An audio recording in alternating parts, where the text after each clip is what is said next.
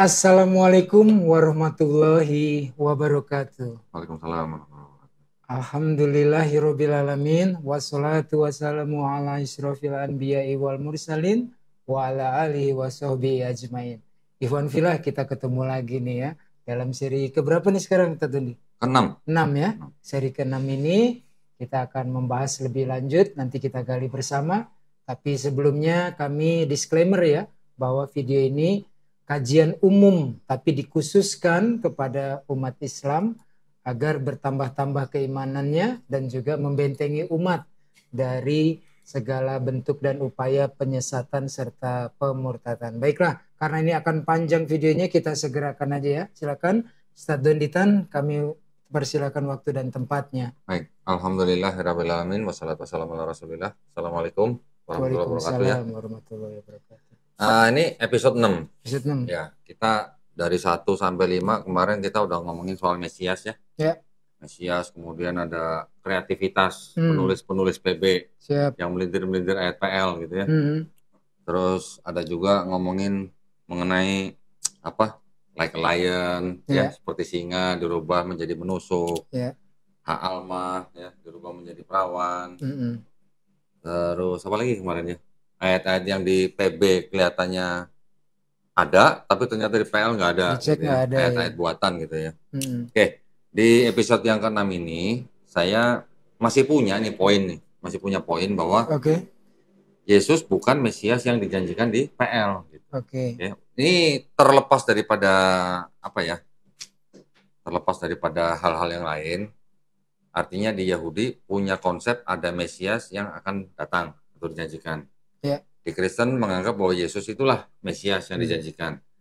Di Islam, Isa sebagai Al-Masih itu konsepnya berbeda dengan Mesias yang di Yahudi dan di Kristen gitu ya. Jadi ya kita sebagai penonton dulu nih. Tetapi yang kita mau kasih kajian kepada para pemirsa adalah ini ada perseteruan antara Yahudi dan Kristen mengenai konsep Mesias gitu ya. Oke, jadi Kristen akan mengklaim bahwa Yesus itu adalah Mesias yang dijanjikan di dalam PL. Sedangkan Yahudi tidak mengakui Yesus sebagai Mesias yang dijanjikan. Karena memang di dalam PL ada syarat-syarat tertentu apa dan siapa dan kapan itu Mesias gitu. Ya. Ya, langsung aja ya. Oke.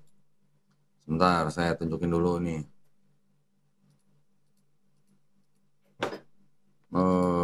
Nah, ini dari sini. Oke. Episode 6, Bob Reborn, topiknya mengenai silsilah Yesus. Nah, ini slide pertama adalah syarat Mesias di dalam Tanakh. Tanakh para pemirsa udah tahu ya. Taurat, Neviim, Ketuvim. Ada di Yeremia 23 ayat 5. Jadi pertama, Yeremia 23:5, sesungguhnya waktunya akan datang, demikianlah firman Tuhan, bahwa aku akan menumbuhkan tunas adil bagi Daud, ia akan memerintah sebagai raja yang bijaksana dan akan melakukan keadilan dan kebenaran di negeri. Jadi syarat Mesias itu ada di Yeremia 23:5, yaitu apa? Tunas adil bagi Daud. Gitu. Jadi artinya keturunan Daud, gitu kan? Terus Yeremia 33:17, sebab beginilah firman Tuhan, keturunan Daud tidak akan terputus duduk di atas tahta kerajaan kaum Israel. Jelas kan? Oke. Nah berikutnya, ada juga di Mazmur 89, 35-37, sekali aku bersumpah demi kekudusanku, tentulah aku tidak akan berbohong kepada Daud. Anak cucunya akan ada untuk selama-lamanya, dan tahtanya seperti matahari di depan mataku. Seperti bulan yang ada selama-lamanya, suatu saksi yang setia di awan-awan. Nah, sekarang kita masuk ke dalam apa nih? Silsilah Yesus. Kan di dalam 4 gospel kan silsilah Yesus itu hanya ditulis di gospel Matius dan Lukas kan ya. Kita lihat yang di Matius. Yang di Matius, silsilah Yesus itu dianggap sampai kepada Daud melalui jalur Salomo, salah satu anak daripada Daud kan. Sedangkan di bawahnya yaitu langsung dianggap anak daripada Yusuf. Tetapi menurut PB juga Yesus adalah bukan anak kandung dari Yusuf, tetapi adopsi kan. Dimana dari Yusuf di atasnya adalah Yakub dan seterusnya sampai Salomo sampai Daud. Yang di Lukas juga ditulis melalui Yusuf gitu ditulisnya. Tetapi ayahnya Yusuf di situ disebut Eli atau Yakub, ya. Sama-sama juga adopsi, bukan anak kandung Yesusnya. Ya kalau Yesus anak kandung Maria, tetapi bukan anak kandung Ya. Yusuf, karena kan dianggapnya bahwa Yesus kan lahir dari Roh Kudus gitu kan. Ya. Dari Yusuf ke Eli seterusnya sampai ke Daud, tapi melalui anak yang lain yaitu Nathan. Nah, oke. Jadi Kristen mengklaim bahwa yang di Matius maupun yang di Lukas itu sebenarnya sama-sama betul, karena tetap aja Yesus itu keturunan dari Daud gitu. Nah, di sini ada Walaupun ada perbedaan Salomo dan Nathan ya, dan juga ada pemisah antara Yesus dan Yusuf, yaitu Yesus sebagai adopsi ya, bukan anak kandung dari Yusuf. Terus kemudian Kristen juga mengatakan bahwa kalau yang di Matius itu jalur dari Yusuf, tapi kalau yang di Lukas Kristen mengatakan bahwa itu jalur Maria, gitu ya. Oke, sekarang kita lihat. Nah, di Matius itu dari mulai Abraham sampai ke Daud dan Solomon atau Salomo. Kalau Matius dan Lukas itu nama-namanya semuanya sama. Mengikuti dari 1 Tawarikh pasal 1 sampai pasal 3, ya kan? Dari Abraham, Ishak, Yakub, Yuda, Peres, Hesron, Ram, Aminadab, Nason, Salma, Boas, Obed, dan Jesse. Jesse itu Isai bahasa Indonesianya. Ini sorry, saya pakai bahasa Inggris nih. Jesse ini maksudnya bukan Yesus Kristus ya. Maksudnya Jesse ini Isai gitu. Kalau orang Yahudi menyebut Yesus itu bukan dengan Jesus, tapi disingkat dengan J dan huruf C, Jesse gitu. Tapi bukan Jesse yang nomor 13 ini yang dimaksud gitu ya. Nah, seterusnya kita bisa perhatikan. Itu Kronikos Tawarikh ya, Dad? Ya, Tawarikh ya.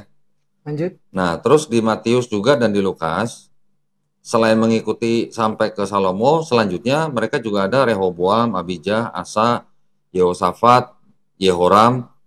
Tapi kalau yang di Lukas coba perhatikan dari Nathan. Karena melalui Nathan, jadi namanya agak beda nih. Ada Matata, Mena, Melia, Eliakim, Jonam, dan seterusnya ya. Kita lihat nih. Nah, di Matius itu ada masalah gini. Nomor 21, 22, 23 di 1 Tawarikh dan nomor 31 di 1 Tawarikh itu sama Matius dihilangkan. Nah, jadi seolah-olah yang nomor 21 itu langsung dilanjutkan oleh Uzia, Jotam, Ahaz, dan seterusnya, Hezekia, Manase, Amon, Josia. Nomor 28-nya langsung Jekonia. Ya, baru Sealtiel, Zerubabel, Abiud, Eliakim, Azor, Zadok, Achim, Eliud. Kalau di Lukas, namanya kan tadi sudah berubah karena kan dari Nathan. Itu nomor 21-nya Yosef, Yudas, Simeon, Levi, Matat, Jorim, Eliezer, Jesus, ini Yesus yang lain ya. Elmadam, Kosam, Adi, Melki, Ner, Sealtiel, Zerubabel, Resa, Johanan, Joda, Josek.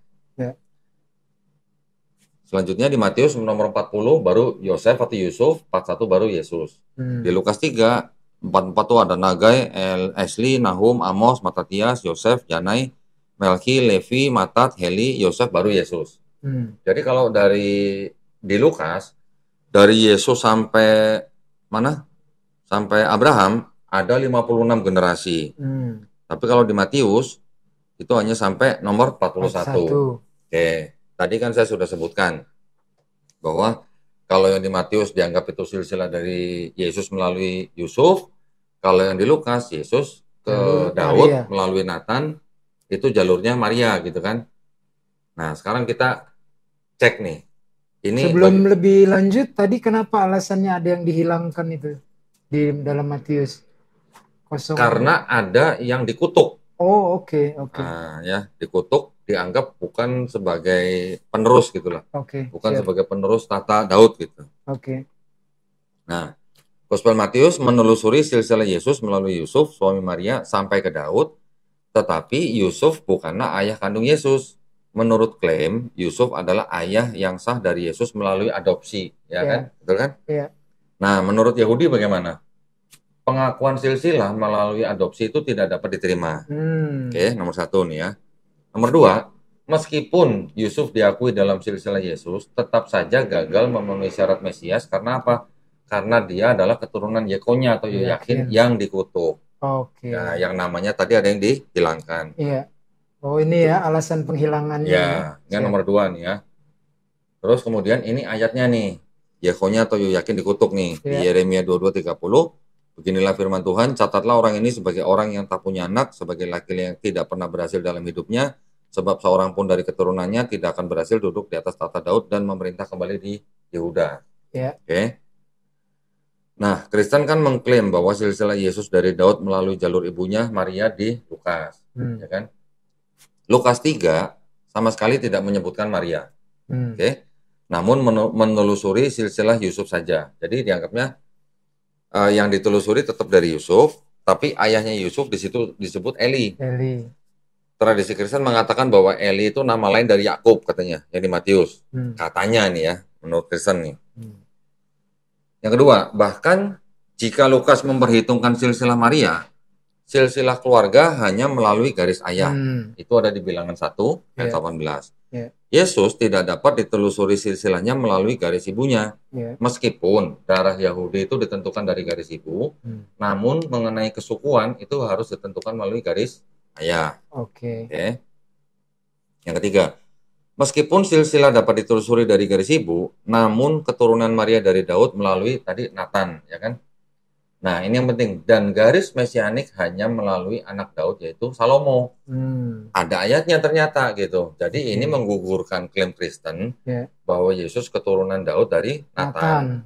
Itu disebut Mesias. Itu gagal karena ada ayatnya di 2 Samuel 7, 12, 14, 1 Tawarik 17, 11, sampai 14, 22 ayat 9 sampai 10, dan pasal 28 ayat 4 sampai 6. Ya, jadi harusnya, otoritas Yahudi menyatakan harus dari Salomo ya. Iya, siap-siap. Gitu.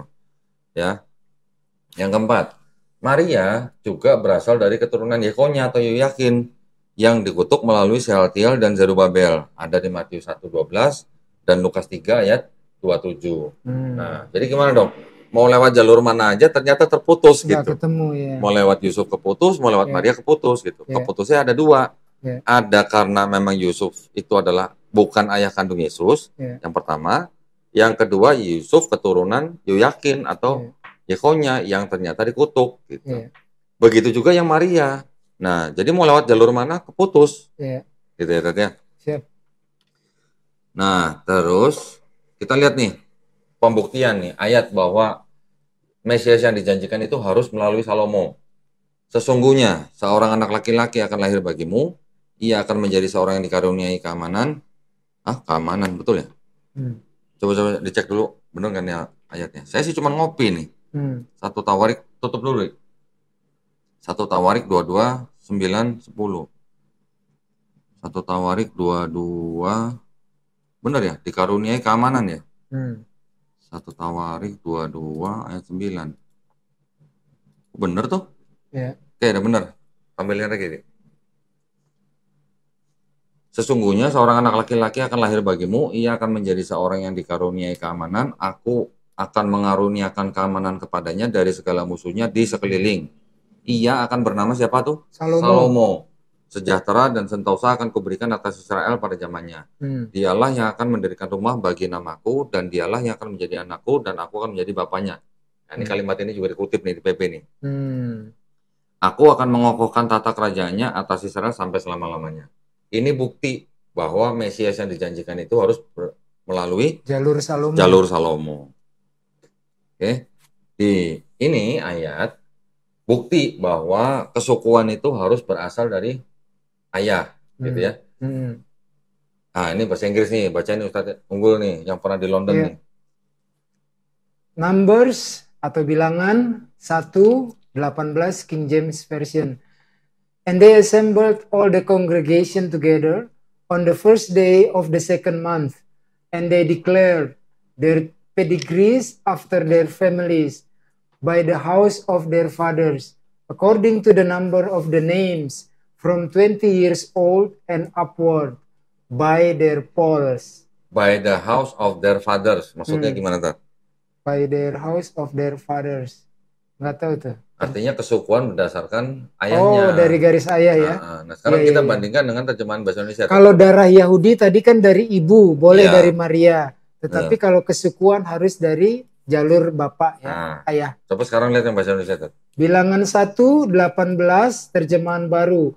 Dan pada tanggal 1 bulan yang kedua, mereka menyuruh segenap umat berkumpul. Kemudian silsilah orang-orang Israel disusun menurut kaum-kaum yang ada dalam setiap suku mereka. Sedang nama-nama mereka yang berumur 20 tahun ke atas dicatat orang demi orang.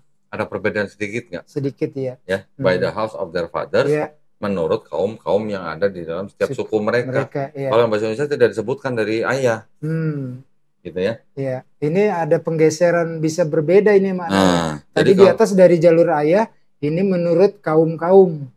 Suku, ya, dalam yang setiap ada dalam suku. setiap suku mereka. Nah, jadi tidak disebutkan bahwa suku itu harus berasal dari ayah gitu kan. Iya, pergeseran makna sedikit. Nah,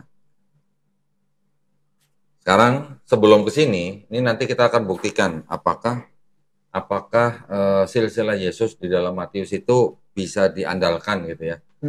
Tadi saya teringat ada beberapa ayat yang mengatakan bahwa ini nih apa namanya? Yang jalur Salomo ya kalau salah. Sebentar. Nah ini yang 2 Samuel 7, 12, 14. Iya. 1 Tawarik 17, 11, 14, 22, 9, 10, 28, 4, sampai 6 ya. Nah ini tolong diperbesar dulu nih.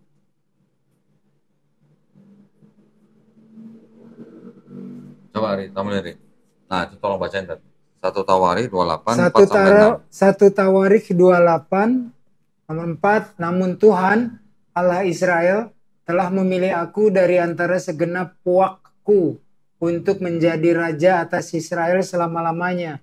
Sebab ia telah memilih Yehuda menjadi pemimpin, dan puakku dari antara kaum Yehuda, dan dari antara anak-anak ayahku ia berkenan kepadaku untuk mengangkat aku sebagai raja atas seluruh Israel. Nomor 5, dan dari antara anak-anakku sekalian, sebab banyak anak telah dikaruniakan Tuhan kepadaku, ia telah memilih anakku Salomo untuk duduk di atas takhta pemerintahan Tuhan atas Israel. Berikutnya ia telah berfirman kepadaku, Salomo, anakmu, dialah yang akan mendirikan rumahku dan pelataranku, sebab aku telah memilih dia menjadi anakku, dan aku akan menjadi bapaknya. Penekanannya kepada sosok bernama Salomo. Ya, nomor 7 sekalian tuh. Nomor 7, dan aku akan mengokohkan kerajaannya sampai selama-lamanya, jika ia bertekun melakukan segala perintah dan peraturanku seperti sekarang ini. Ya, jadi ini yang bukti bahwa jalurnya itu harus melalui Salomo. Ya. Okay. Jadi mematahkan jalur dari Lukas yang merujuk kepada Nathan. Ya. Okay. Nah sekarang kita kembali yang tadi ini. Kita tahu bahwa di Matius 1 ayat 1 sampai 17 itu ada silsilah Yesus. Silsilah Tuhan nih kata mereka ya. Kata Yesus ya. Jadi Tuhan punya silsilah gitu istilahnya. Kita tes. Ini kan ada Abraham, Ishak sampai Daud. Ya. Nanti kita kembali ke sini. Nanti dari Daud ada Salomo sampai Yekonya. Nanti ada Yekonya ke Sealtiel sampai ke Yusuf sampai ke Yesus. Perhatikan ayat ke-17 dulu kan. Ya. Jadi seluruhnya ada 14 keturunan. Ya, dari Abraham sampai Daud, 14 keturunan dari Daud sampai pembuangan Babel, 14 keturunan dari pembuangan Babel sampai ke Yesus, gitu kan? Iya. Tapi sekarang, ada yang kurang kayaknya. Makanya kita cek, kita cek di sini. Iya. Atau kita langsung tulis aja di sini ya, biar pemirsa juga sambil ngikutin nih. Iya, 1. Abraham berarti 1 kan? 1.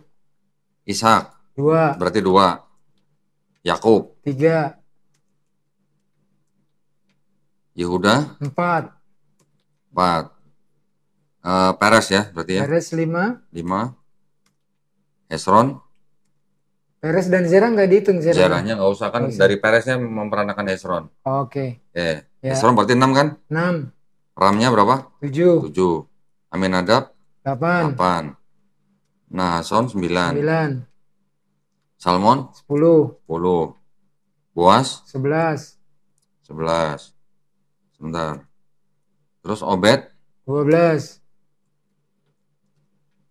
Ini kok nggak kuning? Panggil sedikit. 11 ya. Isai berapa? 13. Daud 14. Oke, 14. 14 bener nih sampai Berarti betul. Daud. Dari Abraham sampai Daud 14 betul ya? 14 betul. Oke, sekarang Lanjut. kita ke dari Daud sampai pembuangan Babel. Daud tadi Ya. udah dihitung kan? Daud udah. Berarti nggak dihitung lagi dong. Enggak dong.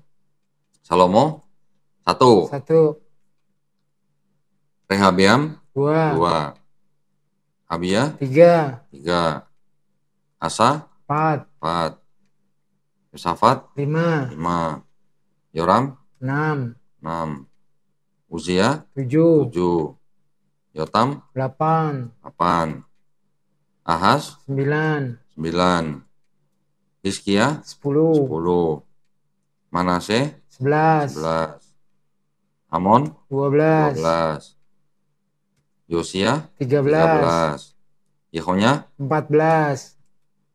berarti betul ya? Betul 14. Tadi 14, ini 14 lagi. Ketemu. Berarti Bingo. Abraham ke Daud 14, Ya, Daud ke pembuangan Babel 14, betul. ya, Nah, sekarang kita lihat yang dari pembuangan Babel ya, ke Yesus ya. ya, Tadi Yehonya kan sudah, berarti di Sudah. sini Sealtiel kan? ya. Berarti Sealtiel 1 kan? 1, Zerubabel 2, 2, Abihud 3, 3, Eliakim 4, 4, Azor 5, 5, Zadok 6, 6, Hakim 7, 7, Eliud 8, 8, Eleazar 9, 9, Matan 10, 10, Yakub 11, 11, Yusuf 12. 12, Kurang Yesus 2. Yesus 13 dong. 13. Iya, 13 kurang 1 kalau Yesus dihitung. Yesus 13. Iya.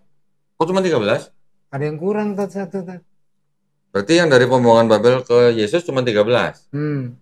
Di Matius 1:17 kan dikatakan dari pembuangan Babel sampai Yesus kan 14 juga. Harusnya kan 14, 14, 14. Nah. Tapi setelah dihitung 14, 14, 13. 13. Jadi ayat ke-17 ini salah nih. Harusnya dan 13 keturunan dari pembuangan ke Babel sampai Kristus 13. Entah ayat 17 yang salah atau memang yang di atasnya kurang 1 gitu Tat. Oke. Mungkin ada yang nggak masukkan. Iya. Ya. Jadi artinya gini, di dalam Gospel Matius ternyata juga ada kesalahan. Oke. Yang dikatakan 14 keturunan, 14 keturunan, 14 keturunan ternyata tidak benar kalau kita ngitung. Iya. Yang terakhir itu ternyata cuma 13 gitu. Iya. Pertanyaannya, kenapa 14 begitu penting, Tat? Karena dianggapnya angka 14 itu adalah angka gematrianya Daud. Oke. Ya. Jadi betapa pentingnya keturunan Daud ya, dengan gematrianya tadi 14, tapi sayang di ujungnya 13 nggak pas. Ya, jadi meleset kan? Meleset. Oke, jadi kalau kita melihat begini, apakah bisa Yesus dikatakan sebagai Mesias keturunan Daud? Ya nggak bisa. Dari ngelihat silsilahnya aja udah bermasalah. Ya. Kemudian dari sisi keturunan langsung dari Yusuf juga bermasalah, ya kan? Terus kemudian jumlahnya bermasalah. Ya. Yang di Lukas selain ternyata bukan dari Nathan, juga dua-duanya baik yang Matius maupun Lukas ternyata melalui jalur Yekonya atau Yoyakim yang ternyata dikutuk gitu. Yoi. Saya nggak tahu apakah penulis Matiusnya lupa masukin satu nama lagi atau bagaimana, walau alam ya. Iya. Oke, jadi sampai di sini jelas bahwa udah ini. Jadi gimana dong? Berarti secara data yang kita buktikan tadi, mau diambil garis silsilah dari Matius, ada masalah di 13 hitungan terakhirnya. Diambil dari jalur Maria di dalam Lukas, itu juga bermasalah. Karena satu dari Nathan. Dari Nathan, bukan dari Salomo. Kedua Yusuf juga bukan ayah kandung. Bukan ayah kandung lagi. Ketiga juga Maria juga keturunan Yoyakin sama. Nah, yang sebenarnya dihilangkan oleh di Yeremia apa Tawarikh tadi ya, kan harus dari keturunan Salomo, bukan dari Nathan. Ya, di satu Tawarikh. Jadi memang banyak beberapa hal yang agak gimana jadi, gitu. Keturunan lewat yang di Matius dengan silsilah yang di Lukas, dua-duanya memang bermasalah. Gitu. Jadi ya berarti klaim sepihak gitu. Klaim sepihak bahwa Yesus itu adalah Mesias yang dijanjikan. Mau dilihat dari silsilah, mau dilihat dari kesukuan, Ya, mau dilihat dari keturunan yang sudah dikutuk, ya, semuanya bermasalah. ya. Ya, Sebenarnya sih anak seperti itu aja. apa? Yesus dilahirkan oleh perawan suci Maria, Hmm, tidak ada campur tangan lelaki dalam artian suami Maria, nggak ada hubungan biologis, kan lahirnya tanpa ayah, mm-mm. jadi nggak bermasalah, udah Nah, cukup dia masalahnya begitu. kalau di Yahudi itu tidak mengakui kelahiran dari seorang perawan. Nah itulah ya. Ya, itu tidak diakui. Di Islam mengakui, Oh ya kan, iya, bahwa Nabi Isa Al-Masih dilahirkan dari perawan suci, iya, Maryam gitu kan. iya. Itu tidak diakui oleh Yahudi. Jadi kita Hmm, memang di sini melihat bahwa perbedaan-perbedaan itu Yahudi tidak mengakui kelahiran dari perawan, hmm, Mesiasnya bukan Tuhan yang turun sendiri ke bumi jadi manusia. Mesias itu nanti datang harus dari keturunan Daud melalui Salomo. Mesias itu nanti datang ke bumi pada saat bumi itu sudah tidak ada perang. hmm. Semua manusia sudah mengenal Hashem, bait suci ketiga sudah dibangun, dan bangsa Israel sudah kembali ke tanah kelahirannya. Oke. Itu udah jelas kedudukannya ya, stand up-nya Yahudi. Di Kristen, Yesus dianggap sebagai Mesias yang dijanjikan di dalam PL, tetapi Kristen menganggap bahwa Yesus itu adalah Tuhan sendiri yang turun jadi Hmm, manusia ke bumi gitu loh. hmm, hmm, hmm. Di konsepnya Yahudi nggak ada Tuhan bisa jadi manusia, nggak ada. Terus di konsepnya Yahudi juga nggak ada Mesias sudah turun, dianggap sudah menyelesaikan misi, sudah Hmm, pulang, turun lagi, Oke. nggak ada begitu. Jadi nggak ada PP bolak-balik gitulah. Iya. Nah jadi begitu ya Iwan Villa ya. Nanti diputar ulang lagi nih penjelasannya. Jadi intinya yang pertama adalah siapakah Mesias itu bagi keyakinan Judaism dan kekristenan. Kemudian kenapa Yahudi menolak bahwa Mesias adalah Tuhan yang turun ke bumi, inkarnasi sebagai manusia. Nanti diputar ulang lagi tuh. Kalau ditarik garis silsilah Yesus baik dari Gospel Matius maupun Lukas, ini juga terdapat beberapa masalah ya. Kemudian yang kedua, Yusuf pun bukan ayah biologis dari Yesus. Lanjut, Ya, Tat. udah cukup sampai di Oh situ. cukup, udah. Cukup. Jadi saya hanya ingin menyampaikan pesan bahwa perseteruan antara Yahudi dan Kristen mengenai konsep Mesias Hmm, ternyata begitu mudah dipatahkan gitu loh. Oke. Ya. Ya. Jadi kalau klaimnya Kristen bahwa Yesus itu adalah Mesias yang dijanjikan, tadi sudah kita jelaskan, Hmm, dari sisi keturunan bermasalah, dari sisi anaknya Daud bermasalah, ya kan? Dari sisi konsep Tuhan jadi manusia juga bermasalah. Jadi itu yang menjadi perbedaan antara Yahudi dan Kristen. Kristen. Di Islam kita tidak mengalami masalah yang seperti itu gitu loh.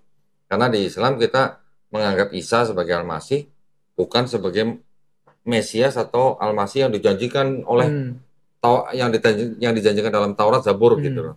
Ya, beda konsepnya gitu. ya. Kalau di Islam kan kita hanya mengenal bahwa Nabi Isa Al-Masih sebagai nabi yang diberikan kekuatan atau diberikan mujizat Mukjizat. untuk menyembuhkan orang sakit atau bahkan membangkitkan orang mati dengan mengusap. Hmm, Mengusap itu Masaha. masaha gitu Ya. ya. Jadi gitu kira-kira kajian kita pada malam hari ini mudah-mudahan bermanfaat gitu ya. Oke. Silakan. Atau mungkin pesan dulu. Pesan dulu dong.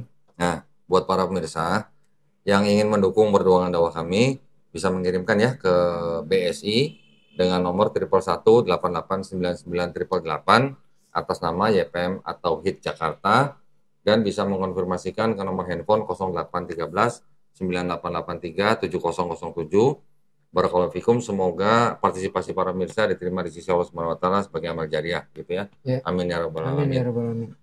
Demikian ya pemirsa, kita persingkat tapi banyak ilmu yang kita dapatkan. Jadi di sini kita mempelajari konsep lalu juga berdasarkan dalil. Yang paling penting adalah bukan banyaknya informasi, tapi apakah informasi itu teruji.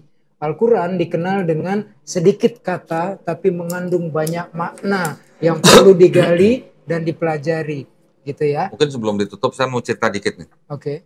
Beberapa hari yang lalu saya kedatangan 2 orang, yang satu dari Polda Banten, Oke. yang satu dari Mabes Polri. Oke. Saya kalau ngeliat pangkatnya si Kombes kalau ngeliat pangkat. Saya pikir ada apa gitu ya. Ternyata subscriber. Oh, oke. Alhamdulillah subscriber. Saya tanya, kira-kira apa yang bisa kita bantu gitu. Enggak, justru mereka cuma cerita-cerita aja, ngobrol-ngobrol aja, pengen ketemu katanya. Berarti fans dia. Satu bapak-bapak yang dari Polda Banten rupanya beliau sering menonton kajian kita ya di channel Donitan. Dia pakai informasinya untuk ngobrol dengan temennya dia yang Nasrani. Alhamdulillah sudah jadi Muslim temennya Nasrani. Alhamdulillahirobbilalamin. Iya, iya, iya. Alhamdulillah. Terus kemarin sore juga ada subscriber telepon saya dari Yogyakarta. Subscriber yang cukup lama, beliau pernah datang juga di debat offline waktu itu. Saya sama Pak Pendeta Hendritan di Jogja. Ketemu langsung di Jogja. Ketemu ya? langsung di Jogja. Bahkan dia beli bukunya nih, yang Five Gospel nih. Oke. Nah, ini sekalian promosi nih kalau ada yang mau beli juga nih. Ini sudah diterjemahkan ya? Ini sudah diterjemahkan ke bahasa Indonesia. Mantap. Waktu itu subscriber itu beli buku ini pada waktu debat. Terus ceritanya dia punya teman, ya dari video dan juga dari buku ini ya. Dia berdialog itulah dengan temennya yang Nasrani. Alhamdulillah sore ini sudah bersahadat. Alhamdulillah, Allahu Akbar. Di Mualaf Center Yogyakarta. Ya, jadi karena dari Jogja, saya referensikan ke Mualaf Center Yogyakarta. Ini saya promosikan sedikit, kan? Teman-teman, buku ini sangat bagus ya. Saya juga beli ini. Bukan beli sih sebenarnya, dikasih oleh-oleh ya dari ponakannya Teh Kiki ya, di Amerika tuh. Nah ini buku ini, alhamdulillahnya ini Ustadz Dondi udah memberikannya dalam bentuk bahasa Indonesia, sudah diterjemahkan buku ini. Jadi penting nih teman-teman, beli aja. Di sini dijelaskan dari beberapa orang sarjana-sarjana teologi kekristenan. Jadi bukan kaleng-kaleng nih. Nah disinilah kita akan membaca nanti. Saya ambil angka bulatnya aja. Apa yang dikatakan Yesus itu di dalam gospel hanya 20%. 18 ya, kita bulatkan lah sama temen pelit amat. 20% itu perkataan Yesus, sisanya 80% bukan perkataan Yesus tetapi disematkan seolah-olah Yesus yang mengatakan. Ini mereka melakukan dengan pembuktian-pembuktian. Nah, diberi kode warna, merah perkataan Yesus, kemudian pinky mungkin dikatakan Yesus, kemudian abu-abu, bisa ya bisa tidak. Bukan abu-abu ya. Abu-abu. Kemudian hitam, bukan perkataan Yesus. Ini di sini nih bukunya teman-teman, beli. Nah, yang menerjemahkan ke bahasa Indonesia ini bukan saya. Yang menerjemahkan ke bahasa Indonesia ini almarhum Ustadz Insan Mokoginta. Masya Allah. Bersama teman-temannya. Ya, kita kirim doa Al-Fatihah ya untuk Ustadz almarhum Ustadz Mokoginta. Beliau perjuangannya juga luar biasa. Saya punya tuh bukunya, hadiah juga tuh dari Ustadz Donditan. Pembelaan spektakuler mualaf ya, judul bukunya tuh. Nah ini juga beliau almarhum bersama timnya menerjemahkan buku ini. Beli teman-teman. Keilmuan itu invaluable, nggak bisa diukur dengan uang ya. Keilmuan itu luar biasa.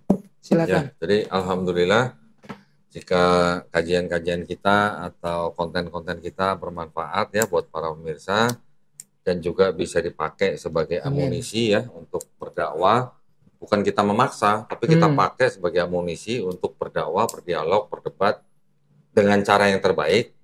Insya Allah kalau memang sudah mendapatkan hidayah daripada Allah Subhanahu Wa Taala, insya Allah bersyahadat gitu ya. Itu aja sih. Silakan. Ya, dengan demikian selesailah episode 6 ini. Semoga membawa manfaat bagi Ikhwan Fillah semuanya. Jangan pernah lepas dari Al-Quran dan As-Sunnah. Mohon maaf bila ada kata-kata kami yang salah.